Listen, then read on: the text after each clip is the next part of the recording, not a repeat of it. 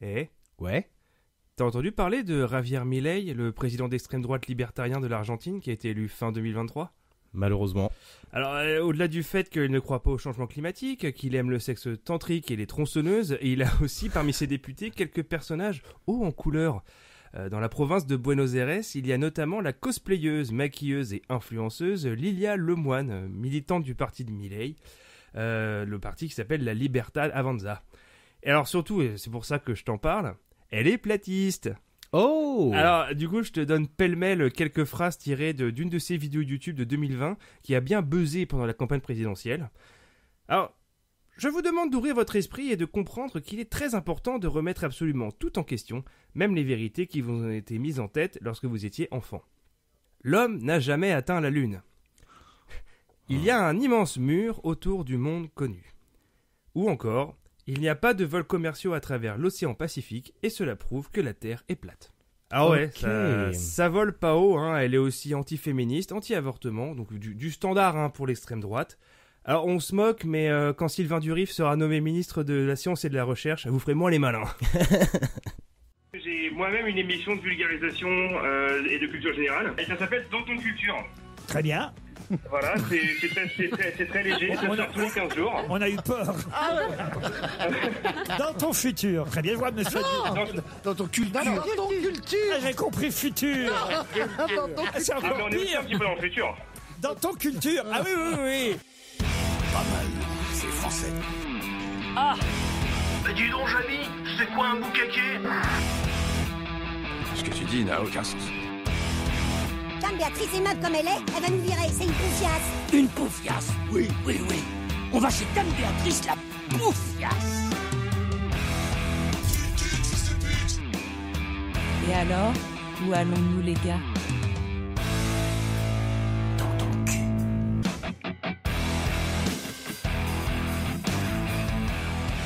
Bonjour, bonsoir, arrosoir et bienvenue dans Ton Culture, le podcast qui va au fond des choses. Comme tous les 15 jours, c'est un plaisir qui touche les cieux de vous retrouver pour vous raconter des trucs très intéressants, de sujets aléatoires à la fois. N'hésitez pas d'ailleurs à nous dire en commentaire ou en DM sur Insta s'il y a des sujets que vous voulez qu'on couvre, on prend absolument tout. Et pour cela, je ne serai bien sûr pas seul, car je serai accompagné de mon dieu, de mon vieux gars, qui sait bien évidemment on le peut manger de bonnes gencives de porc. Alors c'est chez Laplo, c'est les meilleurs gencives du littoral. Ouais, tu nous réserveras une table d'ailleurs. Évidemment. Comment vas-tu bien toi là ? Bah ça va mon gars. Alors on est de retour pour après quelques vacances dans les îles, hein, mais ne vous inquiétez pas, c'était pour le travail et Uniquement. l'écriture de cet épisode. Hein.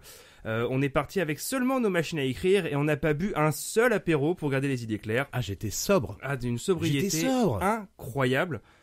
Et du coup, on attaque le premier sujet. Ouais, mon gars. C'est les oreillers, mon gars.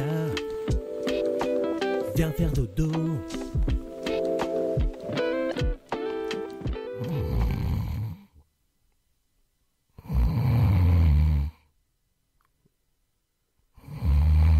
Il se passe quoi là? Qu'est-ce que tu fais là? Excuse-moi. Je voulais juste illustrer que c'est important d'avoir un bon oreiller. D'ailleurs- T'as vu cette intro hein. Oh la vache. D'ailleurs, petite subtilité, il est vrai que en Irlande et en Grande-Bretagne, les oreillers sont rectangulaires par défaut, alors qu'ils sont plutôt carrés en France. Mais c'est vrai Et c'est très intéressant. Ah c'est excessivement intéressant et ça m'a choqué quand je suis arrivé en Irlande. Mais par contre depuis, je peux plus faire sans. Les oreillers carrés pour moi c'est des aberrations quoi. C'est terrible, hein. C'est Ah, trop non. petit, c'est pas assez. Bah non mais c'est pas, en fait c'est pas pratique du tout parce que tu sais t'es obligé de le plier du coup, Oui. tu vois. Ouais, puis quand tu te retournes, tu tombes de ton oreiller. Non, C'est- les oreillers rectangulaires, c'est la vie. Et d'ailleurs, toi, t'es plutôt genre oreiller fluffy ou oreiller plat ? Parce qu'il y a deux écoles. Ouais, je dirais plus plat quand même, parce que j'aime pas trop quand c'est quand ta tête est trop tu vois, voilà, pliée c'est par ça. le Ce qu'ils par mettent l'oreille. souvent dans les hôtels d'ailleurs. Ouais. C'est des gros trucs Ouais. comme ça où limite t'as un torticolis. Enfin, Non, je préfère les oreillers pas plats, mais bon, quand même quoi. voilà. Et ça, on peut considérer que ce sont des gros problèmes. Des gros problèmes, mais il y a pas, c'est l'horreur quoi. C'est la Ah. fin de la société ça. On est d'accord. Alors, certains préfèrent dormir sans, mais il y a fort à parier que vous avez passé la majeure partie de vos nuits sur ce petit élément de literie moelleux, et on va s'attarder dessus, en évitant de le déformer, bien sûr. Alors, un oreiller, qu'est-ce que c'est ? Alors, d'après le Larousse, C'est un coussin généralement carré de plumes ou de crin qui soutient la tête quand on est couché. C'est également ce sur quoi on peut se reposer, s'appuyer avec confiance. Par exemple, s'endormir sur l'oreiller du succès. Est-ce que c'est pas un peu ce qu'on est en train de faire d'ailleurs? Mais oui, mais complètement. Ah ouais. Et c'est également un synonyme de chevet. D'où la table de chevet. D'accord. Comment ça, c'est un synonyme de chevet? Je comprends pas. Eh ben en fait, un chevet, c'est un oreiller. Oh. C'est pas fou ça? Mais Non, c'est mais- excessivement intéressant. Je suis flabbergasted. Alors on retrouve des traces d'utilisation de l'oreiller jusqu'aux civilisations de la Mésopotamie, donc vers 7000 avant JC. L'oreiller est alors un signe de statut social. Hein. Son usage servait à corriger des problèmes de cou, de dos et d'épaule durant le sommeil. C'était médical, donc à la base. Ok. Il servait également à éloigner la tête des insectes. Ok. Parce que du coup, tu étais un peu surélevé. Ouais, enfin bon, de quelques centimètres. Ouais, hein. voilà, bon, Enfin, bon, écoute, ouais. on y croyait. Voilà. Posséder un oreiller était également un signe d'appartenance à une classe privilégiée. Évidemment. Bon, à cette époque-là, on peut supposer que si tu étais privilégié, tu n'étais pas un esclave. C'est à peu près ça, je pense. Hein. Les Romains et les Grecs utilisaient des oreillers plutôt moelleux, avec de la paille, des plumes et des roseaux. Tout comme les Égyptiens qui glissaient des oreillers sous la tête de leurs défunts. Peut-être pour pas qu'ils se fassent un torticolis. Bah, on sait jamais. On sait jamais, Bah, faut y penser. Faut on- penser à ces choses-là, quoi. Exactement. Mais il y en a dans les cercueils aussi, hein. Quand tu y réfléchis C'est bien. vrai. Est-ce que c'est vraiment nécessaire? Est-ce qu'un cercueil est vraiment nécessaire? Oh, c'est pour une autre émission, ça. Alors, du coup, au Moyen-Âge, alors, les oreillers étaient réservés aux seigneurs de manière générale, donc là, on suit quand même une certaine tendance. Donc plutôt pour la tranche haute de la société, celle qui dormait pas sur des paillasses. Comme tu nous l'as expliqué dans notre épisode sur l'hygiène au Moyen-Âge, qui est très intéressant d'ailleurs, n'hésitez pas à aller l'écouter. Hein. Effectivement. Oui, tu confirmes. Ouais. Donc les souverains dormaient assis par superstition. Donc les monarques étaient persuadés que le fait de dormir allongé était synonyme de mort ou de maladie. Et donc ils optaient pour une position assise. En fait, le simple fait de s'étendre évoquait un présage funeste. Donc en fait, ils préféraient du coup comme ça dormir assis pour conjurer le mauvais sort. Ça devait pas être très confortable. C'est quand pas même. fou, hein. Tu sais, je sais pas si tu t'es déjà endormi dans le train ou Ouais, grave, même, ouais. même dans un très bon fauteuil, quand tu te réveilles, t'es un peu pété en deux.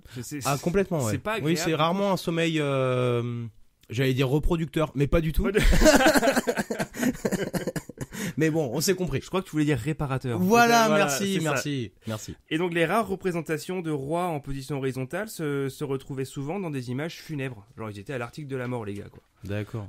Alors, cependant, j'ai trouvé un essai très intéressant sur décoderéglisesetchâteaux.fr qui montre des enluminures et des peintures de différentes périodes du Moyen-Âge où l'on voit des seigneurs et souverains tout autant allongés qu'assis dans leur lit.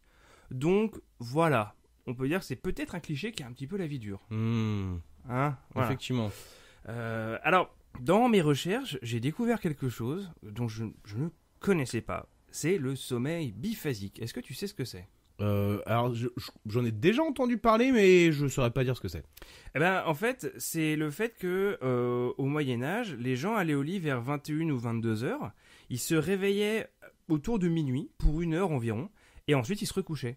Ok. En fait, ils faisaient une pause dans leur nuit. Tu vois, c'est... Une pause clope, quoi. Bah alors, malheureusement, ils n'avaient pas encore découvert ces plaisirs. Mais, alors, je me suis demandé qu'est-ce qu'ils faisaient pendant cette période, parce que, alors, ils méditaient sur le contenu de leurs rêves qu'ils venaient de faire.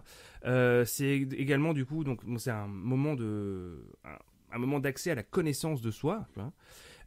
Ils peuvent aussi se faire un petit casse-croûte. Pourquoi pas? Bah oui. Comme d'ailleurs illustré dans Kaamelott, la série. Mais tu lis dans mes pensées. Alors Sam, dans la série Kaamelott d'Alexandre Astier, quel personnage a pour habitude de se faire un gueuleton autour de minuit? S'agit-il de Perceval, de Lancelot, de Caradoc ou de Jean-Claude Convenant? Alors ça fait longtemps que j'ai regardé la série, mais avant que tu te donnes les réponses, j'ai deviné tout de suite, tu vois, parce que mon gars, moi je suis connecté, tu vois. Je dirais Caradoc. Et c'est une bonne réponse. Yeah. Effectivement, c'est Caradoc dont la plus célèbre réplique est...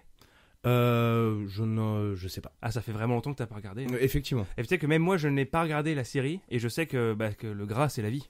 Ah oui, effectivement. Ouais. Alors, il y a plusieurs médecins qui étaient aussi d'avis que cette période d'éveil était un moment de premier choix pour avoir des relations sexuelles. Logique, on est au milieu de la nuit, on est déjà allongé, c'est top. Puis on est au plus marre, quoi. Exactement, avec sur un bon oreiller. Mais faut pas oublier qu'à cette époque, on dormait souvent à plusieurs. Donc, du coup, jusqu'à toute une famille dans le même lit. Avec mamie à côté, c'est ça? Voilà, autre temps, autre mœurs. T'imagines la gêne. Peut-être tu te réveilles, t'as le lit qui bouge. Ouais. Papa, maman, arrêtez de déconner, bon. Alors, en tout, les historiens ont trouvé quand même 2000 références similaires au sommeil biphasique dans des écrits juridiques et de fiction, et pas des moindres, hein, notamment chez Erasme, chez le philosophe Plutarque, l'historien Tite-Live, et dans l'Odyssée d'Homère.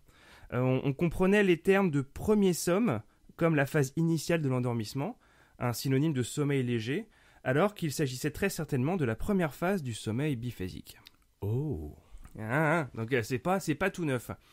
Et c'est au 19e siècle que ce schéma en 2 cycles en fait évolue à cause de la révolution industrielle. Donc c'est une période de gros progrès économiques, mais qui a 2 effets majeurs, notamment l'apparition de l'éclairage artificiel qui augmente la durée de la luminosité quotidienne. Parce qu'avant les maisons étaient sombres. Bah ouais. Alors donc c'est surtout grâce à l'invention des lampes à gaz et ensuite de l'électricité. À Paris, les premiers réverbères sont d'ailleurs installés en 1820 et on en compte 56 000 en 1860. Donc du coup, il y en a vraiment partout, les villes sont illuminées et l'horloge biologique va du coup s'adapter autour de ça. Et la deuxième conséquence de cette période, c'est que les mentalités vont changer. C'est que en fait, les valeurs associées à la révolution industrielle mettent en avant l'importance de l'efficacité, de la ponctualité, et la société devient d'un coup beaucoup plus soucieuse du temps. On n'aurait jamais dû inventer la lumière. On n'aurait quoi. jamais dû inventer la lumière, ni la pointeuse. Et ouais, parce qu'on se rend compte que du coup, ça n'a pas changé depuis. Ouais, non, c'est On clair. est toujours sur, on a le réveil le matin, et ça date de cette période-là, quoi. Est-ce que c'est à cette époque qu'a été créé le dicton, se lever tôt, l'avenir appartient à ceux qui se lèvent tôt? Alors là, c'est une excellente question. Parce que je déteste ce dicton. Toi, t'es un lève-tard, toi. Ouais, j'aime bien dormir, on va dire. Mais pour moi, enfin, les gens qui disent ça, c'est des gens qui votent Sarko, quoi. Désolé les sarkozystes, hein, mais bon, voilà, quoi. Oh, tu sais, il n'y a plus beaucoup de sarkozystes à l'heure actuelle. Hein. C'est vrai. Eh ouais. C'est vrai. Alors à cette même période, l'oreiller est devenu commun dans presque toutes les maisons. Ils sont devenus plus abordables parce qu'ils sont désormais produits en masse. Oui, je reviens aux oreillers parce que s'il te plaît. c'était quand même Important. Je me suis un petit peu écarté et je me remets sur le chemin donc ils sont notamment produits en masse en raison de l'avancement de la technologie, ce qui nous a permis de transformer ces oreillers en objets d'éléments décoratifs pour canapés et chaises. Et oui, les coussins. Les coussins. Alors du coup, je me suis posé pas mal de questions par rapport aux oreillers. J'étais un petit peu obligé parce qu'on peut dire qu'il n'y a pas énormément de contenu sur le sujet. Et je me suis posé la question de les fameuses confidences sur l'oreiller. Et oui, tout le monde est familier avec le terme des confidences sur l'oreiller, ce moment calme et serein qui suit un moment souvent plus agité, dans lequel on se laisse aller à des confidences plus ou moins profondes parce qu'il y a un climat de confiance qui s'est installé. Alors cela est lié à une hormone qui est générée durant les parties de jambes en l'air. Alors Sam, quelle est cette hormone ? S'agit-il de la dopamine, de l'ocytocine, de la sérotonine ou de l'oliviémine ?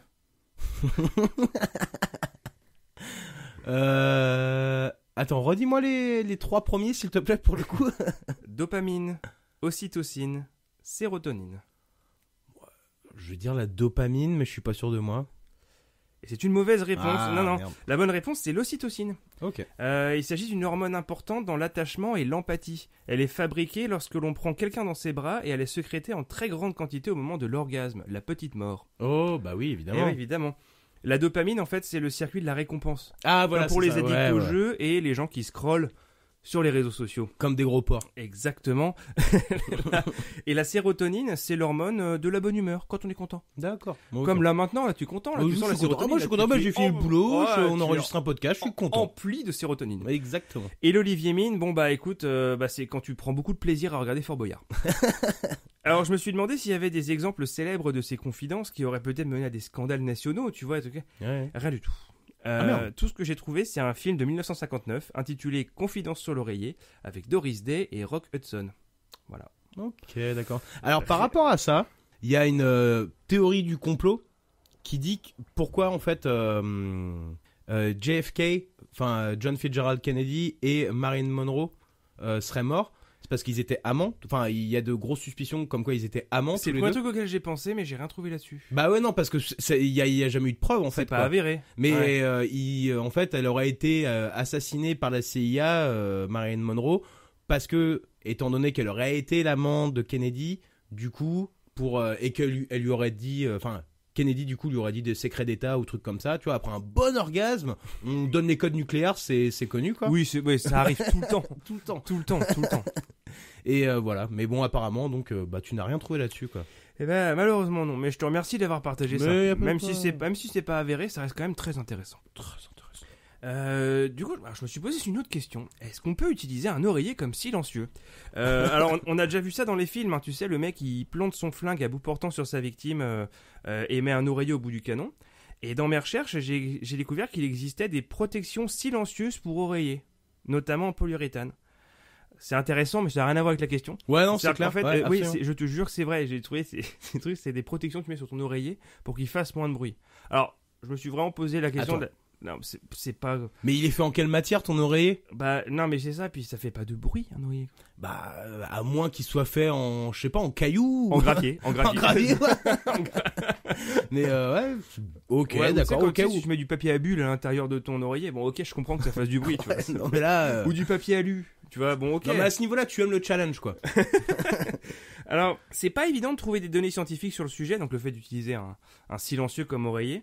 J'ai vu quelques vidéos, certaines assez cringe, avec des tests grandeur nature.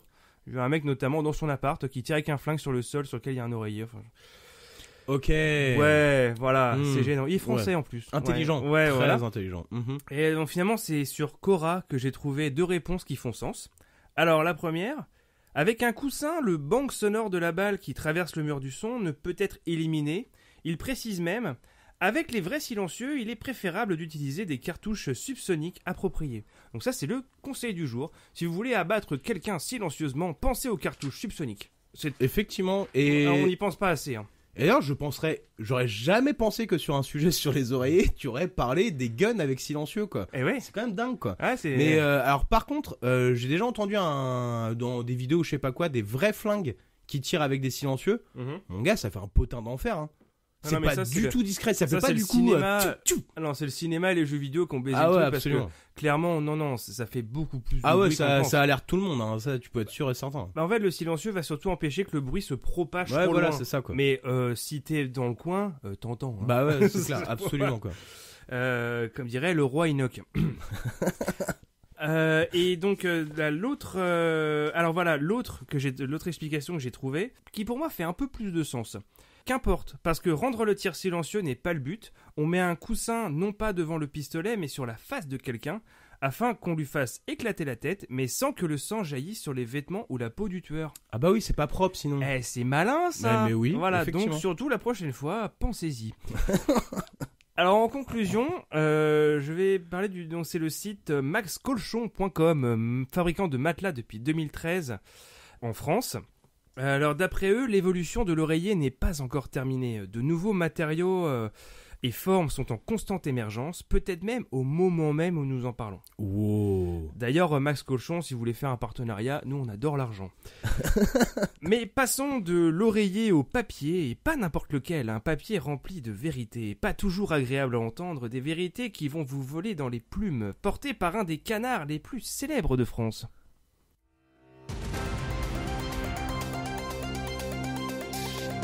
Ce soir, c'est le caca, c'est le nanar, c'est le canard enchaîné.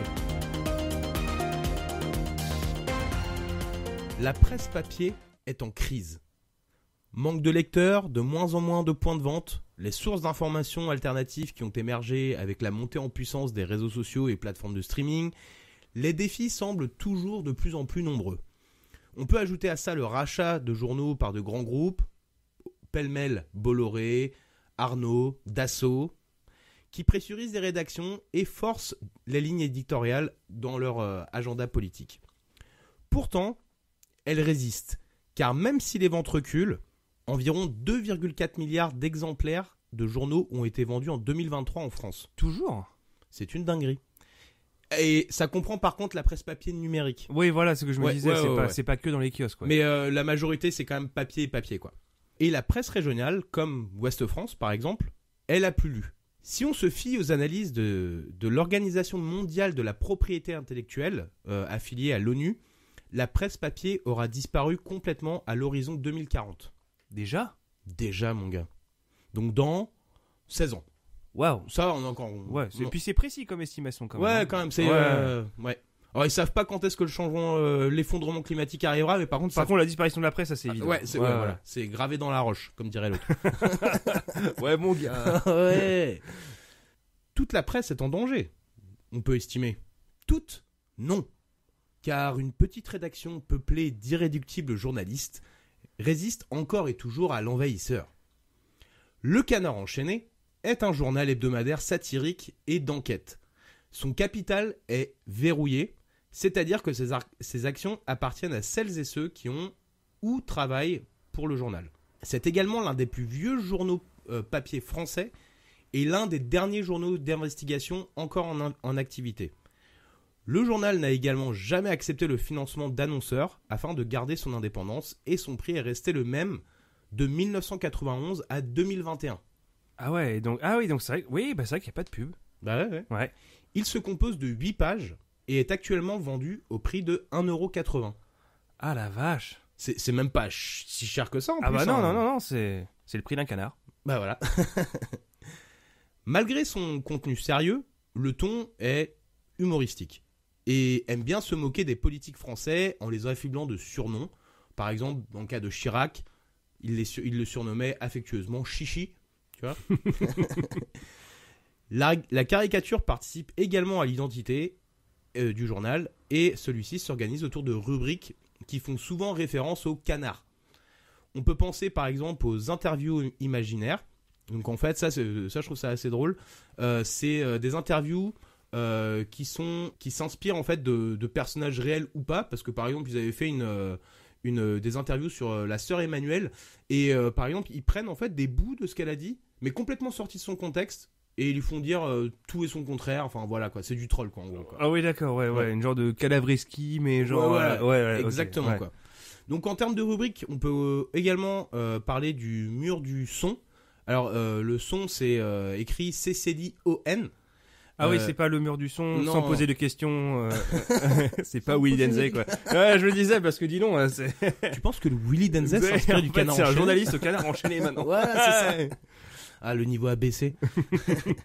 La rubrique du mur du son vise à épingler une personnalité pour une connerie qu'elle aurait dit, en gros. Il y a également le melon d'or, qui est pour le coup une rubrique qui vise à épingler une personnalité qui a tendance à se donner le bon rôle. Ou encore Pan sur le bec, qui est une rubrique qui corrige des informations fournies par le canard, mais qui se sont avérées être fausses. Donc c'est leur erratum en fait quoi. Exactement, tout à fait. Note de la rédaction. Tout à fait. Même si la moyenne d'âge dépasse les 60 ans à la rédaction, le journal reste moderne. Il dispose d'une version numérique depuis le Covid. Alors tu dis que depuis le Covid, mais bon voilà. A une page Instagram et est également sur Twitter. Oh là là. Ouais, effectivement. Il se vend en moyenne... Enfin, X, tu veux dire. Anciennement non, Twitter. Ça suffit. Non, mais X, non, mais... Bref. Il se vend en moyenne un peu moins de 300 000 exemplaires par semaine et bénéficie d'une réputation internationale. Le journal fut créé en 1915 à l'initiative du couple Maréchal et de Henri-Paul Dévaux-Gassier. Je n'ai pas trouvé beaucoup d'informations sur le couple Maréchal, mais en ce qui concerne donc Dévaux-Gassier, juste pour la petite info, celui-ci était un illustrateur et journaliste qui adhéra dès 1905 au Parti socialiste. Dès le début, le journal se veut antimilitariste et anticlérical et a pour ambition de dénoncer les abus des puissants. Le titre est fondé à un moment critique de l'histoire de France, c'est la Première Guerre mondiale. D'ailleurs, ce journal est une référence directe à un autre journal de la même époque. Ce journal d'ailleurs, mon cher Goth, quel est-il ? Est-ce le Coq déchaîné ? Est-ce l'Homme libre ? Est-ce Gala ? Ou est-ce le Picsou Magazine ? Le premier est trop évident. Le dernier, à l'évidence, c'est pas ça. Je dirais L'Homme Libre. Et c'est une très bonne réponse. Allez! En effet, c'est une référence directe donc à ce fameux journal qui s'appelait L'Homme Libre, dont l'éditorialiste n'était autre que Georges Clemenceau, qui deviendra plus tard le président du Conseil. Le Tigre. Le Tigre, exactement. Qui tous les jours sermonnait ses lecteurs sur la nécessité de la guerre. De par sa véhémence à l'encontre du gouvernement, le journal fut censuré et la rédaction décida alors de le renommer L'Homme Enchaîné. Canard enchaîné. Ah, Tiens. bien sûr. Voilà. Mais alors, pourquoi appelait-on un journal un canard? Ah, ça, c'est très intéressant. Très ça. intéressant. Ah ouais, là, ouais. Et bah, d'ailleurs, tu vas m'aider à répondre à cette question. Ah, mais je suis prêt. Était-ce à cause de Michel? Un jour, alors qu'il était pourtant sobre, pour une fois, demanda à la buraliste le canard du jour, provoquant l'hilarité du troquet. C'est d'ailleurs de là que le monde a commencé à considérer que Michel, même sobre, était quand même bourré. Ou alors était-ce dû aux manches des journaux qui étaient renforcées avec les barbes des plumes de canard. Les barbes, c'est les filaments qui composent les plumes. Ok. Était-ce dû au fait que dès le XIIIe siècle, le nom de cet animal, qu'on imagine donc cancané, à tort et à travers, était utilisé pour désigner les personnes trop bavardes et donc fut alors du coup adopté pour qualifier les journaux qui propagent des ragots et autres bobards? Réponse 4, oui. Bah écoute, on est d'accord que la première réponse où tu parles de Michel, c'est Michel du Central à aider. Hein. Évidemment. On est d'accord. Bah ouais. oui. Ouais, je vais juste replacer. Il le faudra contexte. qu'on l'invite un jour d'ailleurs. Ouais. C'est prévu. Et donc le deuxième, c'est Alors, le fait que c'était les manches des journaux qui étaient renforcées avec des plumes de canard. Voilà. Ou alors c'était lié au la- fait que c'était des la personnes. diarrhée verbale. Voilà. Autrement Autrement dit, ouais. dit, ouais. Je vais dire c'est les plumes de canard. C'est une mauvaise réponse. Oh, Ouais, t'es bah- allé vachement loin quand même pour faire une mauvaise réponse. Hein. Ah non, ouais, je me suis creusé la tête là-dessus. Ouais. Et non, en fait, c'était lié aux, on va dire, aux journaux, enfin, ou aux personnes à qui on pouvait pas trop se fier et qui avaient tendance à raconter des conneries. Ah, qui diffusait des fake news. Exactement. Ah, Donc, oui. du coup, bon, il y a une portée qui est complètement ironique là-dedans. Depuis, le journal sort tous les mercredis, sauf pendant la Seconde Guerre mondiale, en opposition au gouvernement de Vichy. Au gouvernement de Vichy, ou sauf en cas de raison exceptionnelle, où le canard est publié le mardi. À partir des années 60, le journal commence à mener des enquêtes. Et ce qui est sûr, c'est que le canard n'hésitera jamais à jeter un pavé dans la mare. La Au mare canard. Ah, excellent. J'attendais que tu la passes celle-là. Alors, parmi les révélations les plus notables, on peut noter donc l'affaire Papon, qui fut publiée en 1981, où le Canard publie une enquête révélant la complicité de Maurice Papon, ancienne figure politique, qui facilita le transfert des Juifs de la région bordelaise, dont il était le préfet à l'époque. Jusqu'alors considéré comme un héros de la guerre et héros de la résistance, les documents organisant cette rafle, qui furent retrouvés, portaient sa signature. Ah, il avait pas si bien masqué ses traces en fait. Bah hein, parce non, que... clairement pas, non. Ouais. Suite à ces révélations, il sera condamné à 10 ans de prison pour complicité de crimes contre l'humanité. C'est la moindre des choses, j'ai envie de Oui, dire. c'est un peu le minimum là. Mm. Ouais. Ensuite, l'affaire peut-être la plus connue, c'est l'affaire des diamants de Bokassa. Ça te parle? Ah oui, ça c'était avec Giscard. Exactement. Ouais. Et alors pour le coup, je vais pas rentrer dans les détails parce que l'histoire, elle est énorme et elle est rocambolesque. Mais quoi qu'il en soit, c'est une enquête qui a été publiée en 1979 où l'affaire révèle que donc Bokassa, alors empereur du Centrafrique. Oui, c'est lui qui avait. Empereur. Oui, je me rappelle. Ouais. C'est ce dictateur qui avait fait un sacre digne de Napoléon et. Bah, j'y viens justement. Ah bah voilà. Donc Bokassa offre des diamants à Valéry Giscard d'Estaing. Donc, mais alors, c'est quoi le problème? Parce qu'après tout, on peut plus se faire de cadeaux entre copains, genre. Ouais, mais c'est ça. Moi, je t'ai offert des diamants la semaine dernière. On n'a pas toute l'histoire. Mais oui. Bah en fait, ça dépend de quel copain on parle en fait, quoi, parce que le copain en question, en l'occurrence, c'est un despote qui se montre sans pitié envers sa population. Lui-même nommé l'empereur de Centrafrique par la volonté du peuple centrafricain uni au sein du parti politique national. C'est son titre.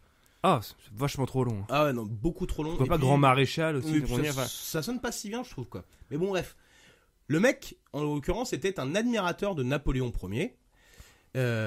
Donc, identification, quoi, tu vois.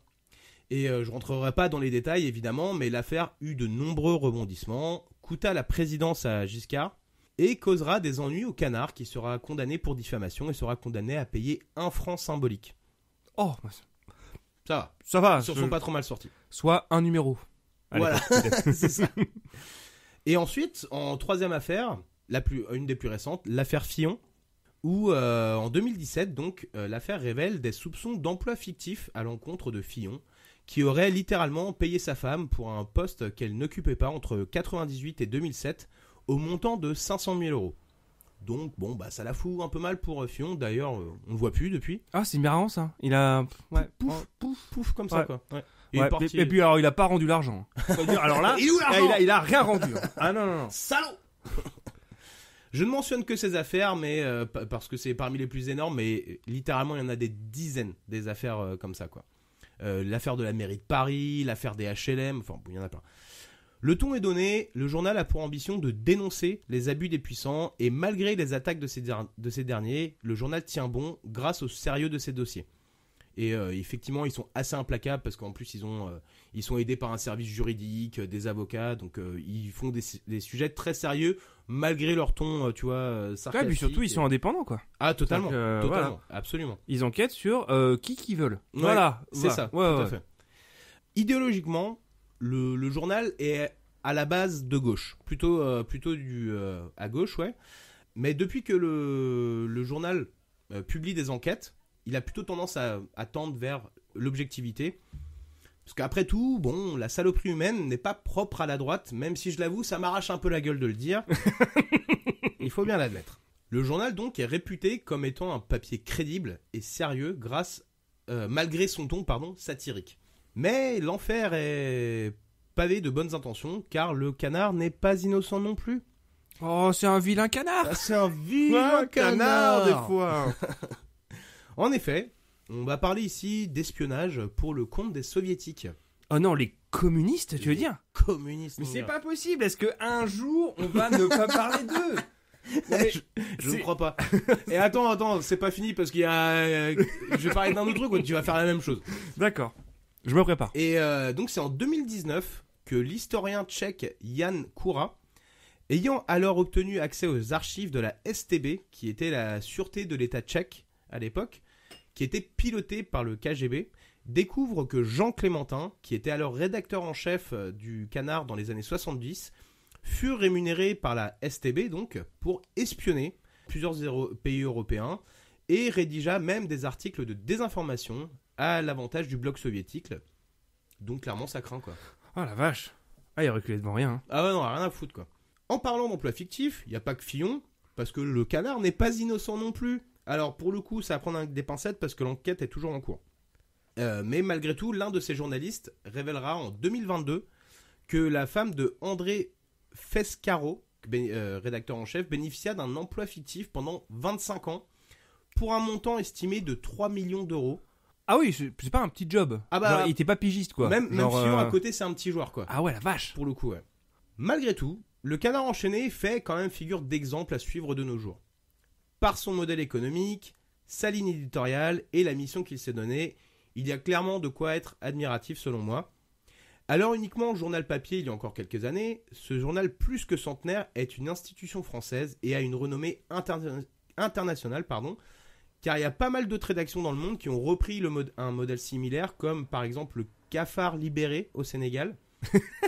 Je trouve ça plutôt cool, Ah, le c'est Cafard génial. Libéré. Ah ouais, Ouais. super. Le Canard Libéré au Maroc, ou encore le Quack au Québec. Le quack. Le Quack. Le quack. Exactement. Moi, mais c'est clair, au moins tu sais de quoi on parle. Ah bah c'est ça. Mhm. Et en plus, même si le journal ne se gênait pas pour taper sur les politiques, eux-mêmes les lisent. Le lit, pardon. Et à l'instar de De Gaulle. Voilà, comme ça, voilà, je l'ai name droppé une fois par émission, pas plus, comme Michel du Central. La presse n'a jamais autant été menacée par les groupes médiatiques qui forcent leur vision du monde.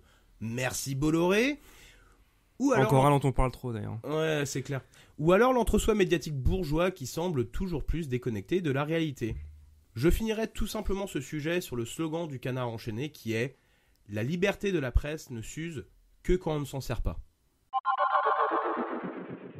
Et nous voilà dans le vrac de l'émission, le moment où on partage avec Sam les aspects de nos sujets qu'on n'a pas forcément développés pendant nos recherches, et où on partage aussi des petites choses sur les sujets de l'autre gars de l'émission.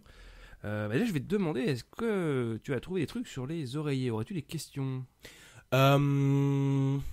Est-ce qu'on a inventé des oreillers anti-sueur? Ça doit peut-être exister. Parce que j'ai un léger problème avec ça et j'ai des oreillers spécialisés et... Ah, tu as donc des oreillers auréolés? Ouais, Ah ouais, je clairement. sais, c'est ouais. un drame, c'est un drame. Ah non, c'est dégueulasse. C'est dégueulasse.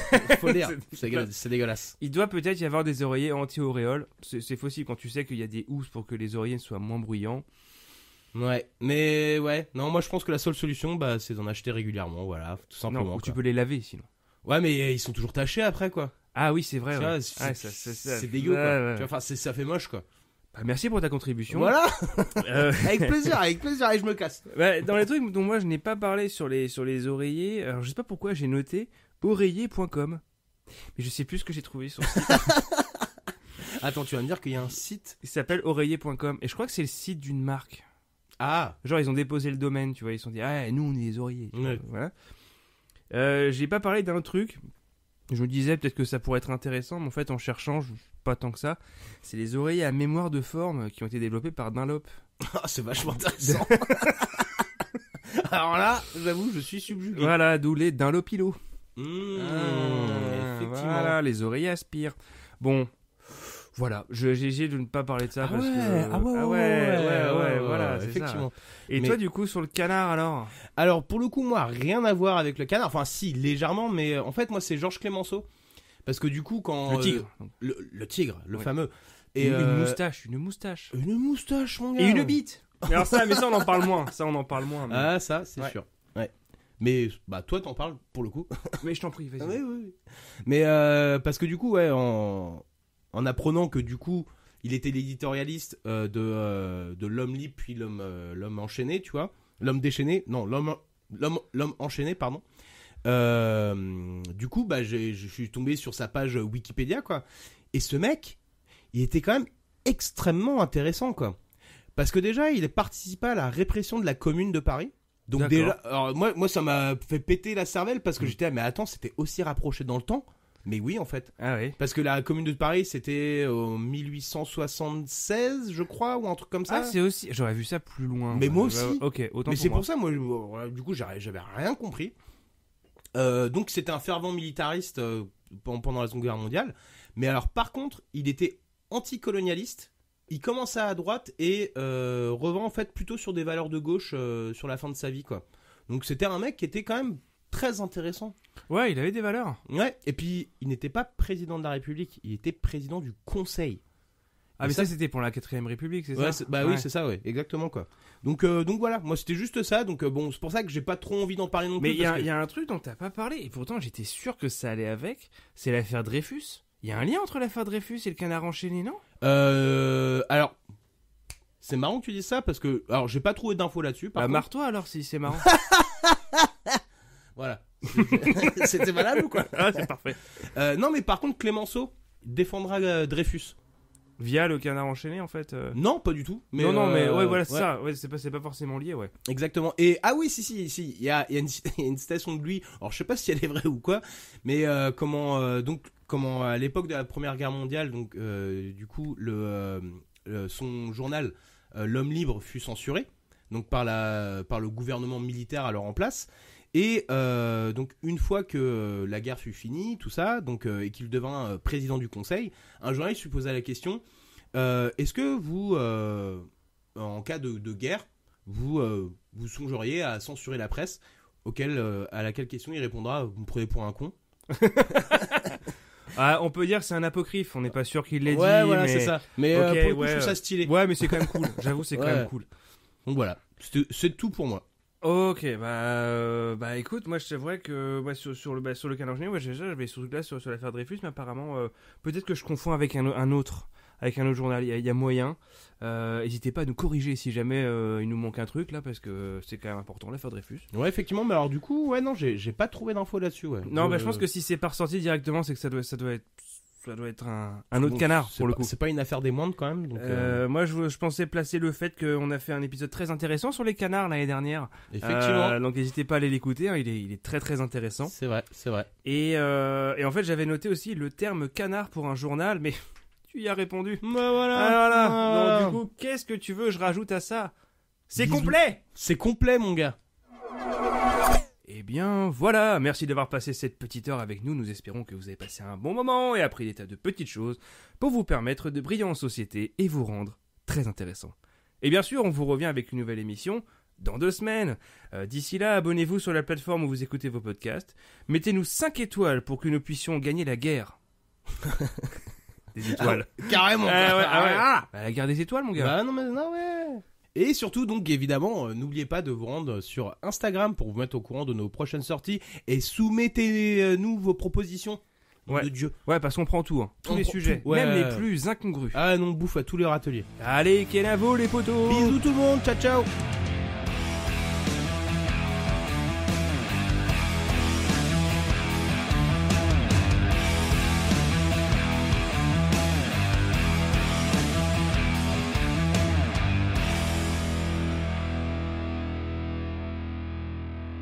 Je suis pas ton pote, mon gars!